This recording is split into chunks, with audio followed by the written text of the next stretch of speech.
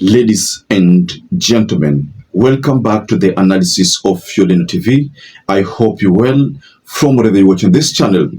Do you remember a couple of days ago when Isiolo Governor Abdi Guyo surfaced and said that sijui kama alikidnapiwa, mashtaka ambaye iko mbele yetu, ningependa kusema ni mashtaka ya kisiasa. The Office of Director of Public Prosecution accused the governor to be at the scene of crime, meaning the governor must have been involved in that abduction. Now guess what? Because the governor requested for that CCTV to be published or furnished so that he can see the evidence that is placing him at the scene of crime, the NTV surfaced with that CCTV.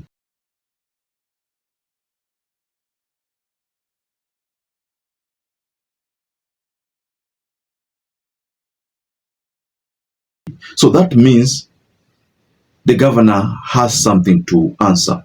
So in this analysis, ladies and gentlemen, I'd like us to go into this CCTV that has been showcased by the NTV. But before you do that, ladies and gentlemen, kindly support the work we do on this channel by liking this video and subscribing to this channel. And to our existing subscribers, I want to continue thanking you so much, because without you, this channel cannot grow. So thank you so much.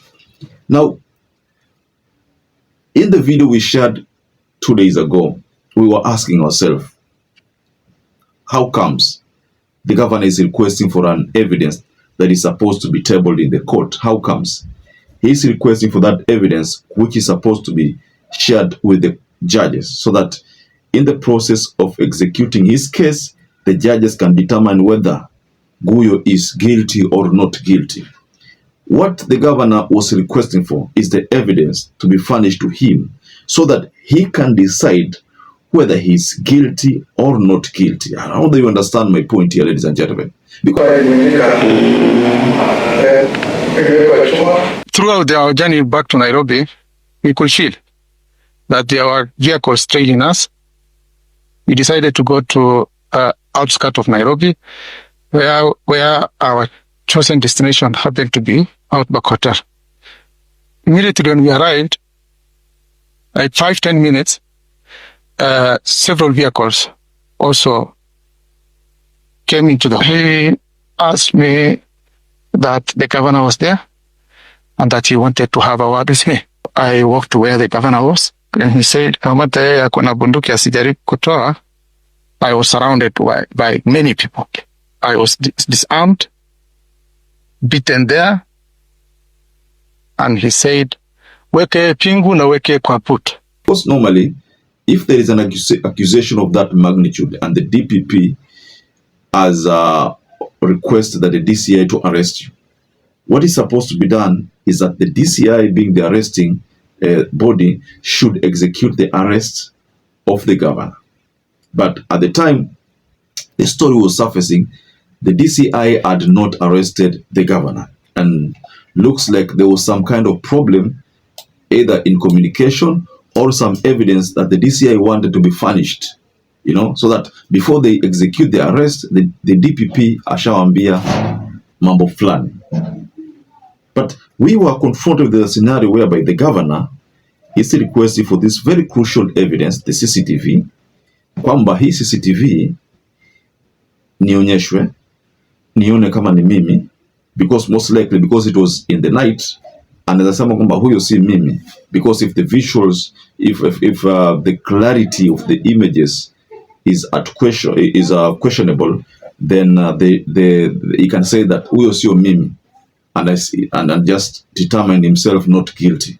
You see, that is a role that is given to the judges. The judges are the ones who are supposed to determine whether you're guilty or not guilty. I have never seen a scenario where a citizen anaambiwa tukushike, tutoka tukushike.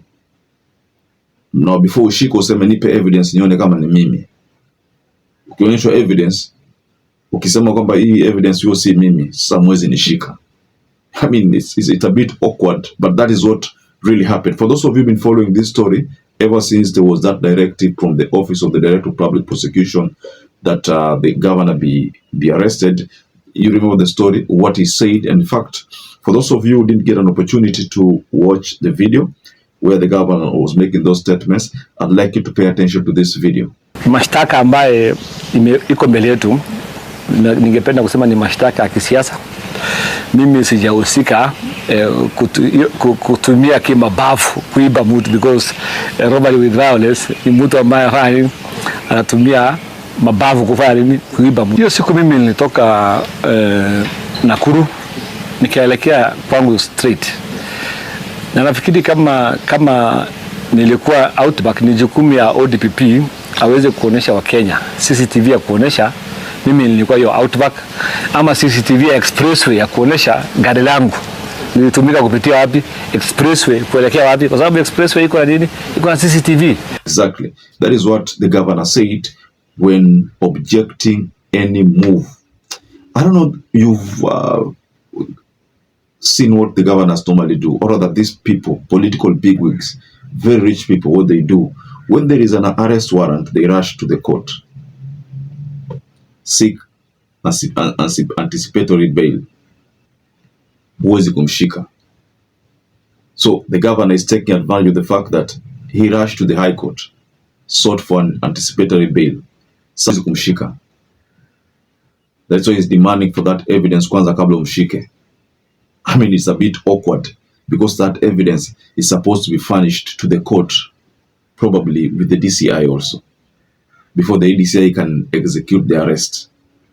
So, based on this latest development from this NTV, do you think the governor is justified to continue making claims that the DCI, or rather the Office of the Director of Public Prosecution, has been politicized, and that there are forces who are trying to use the ODPP to finish Kuyo?